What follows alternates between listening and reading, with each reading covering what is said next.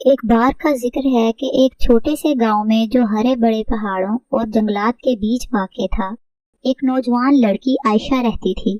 عائشہ اپنے مہربان دل اور نرم روح کی وجہ سے جانی جاتی تھی۔ اسے سب لوگ بہت پسند کرتے تھے۔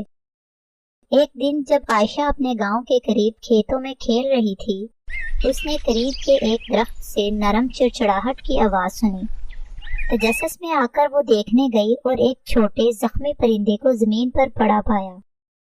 پرندے کے خوبصورت رنگین پر تھے اور اس کی آنکھیں بڑی اور چمکدار تھیں۔ پرندے کی حالت دیکھ کر عائشہ کو بہت افسوس ہوا۔ اس نے نرمی سے پرندے کو اٹھایا اور اپنے ہاتھوں میں رکھ لیا۔ اسے معلوم ہوا کہ پرندے کا پر ٹوٹا ہوا ہے اور وہ بہت درد میں ہے۔ عائشہ نے بغیر کسی ہچکچاہٹ کے پرندے کی دیکھ بھال کرنے کا فیصلہ کیا۔ دن گزرنے لگے۔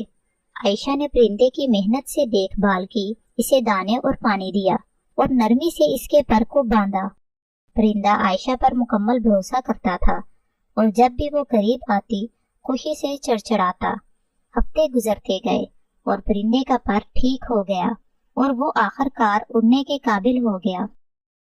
عائشہ نے خوشی سے دیکھا کہ پرندہ آسمان کی طرف اڑتا ہے، درختوں کے اوپر خوبصورتی سے پھڑ پھڑاتا ہے۔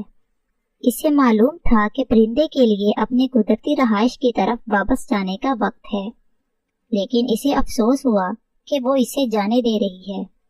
لیکن جب پرندہ افق کی طرف جانے ہی والا تھا، وہ واپس مڑا اور عائشہ کے کندھے پر آ بیٹھا۔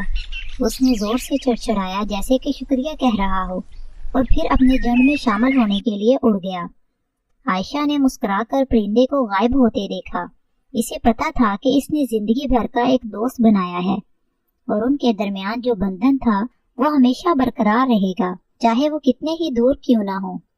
اور یوں عائشہ نے اپنی زندگی کو فطرت کے ساتھ ہم آہنگی میں گزارا، اس خوبصورت پرندے کی یاد کو دل میں سجائے رکھا جسے اس نے صحت یاب کیا تھا۔